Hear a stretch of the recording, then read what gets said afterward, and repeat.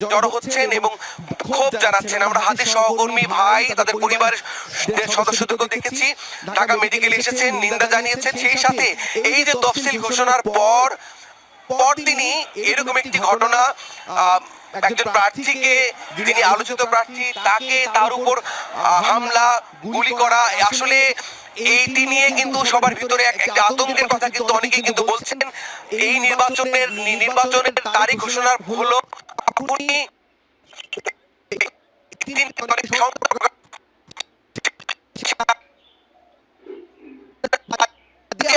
প্রার্থী ওসমান হাদির ৮ আসন এবং এই আসনে তিনি নির্বাচন করছেন, ভোটের মাঠে অংশ নেবেন এবং সেই প্রার্থী আজকে গুলিবিদ্ধ হয়েছে। ঠিক জুমার নামাজের পর গুলির ঘটনা ঘটে এবং আমরা দেখতে পাচ্ছি যে এই ঢাকা মেডিকেল কলেজ হাসপাতালে তার এই গুলিবিদ্ধ হওয়ার খবরে কিন্তু তার সহকর্মী, বন্ধু, স্বজন এবং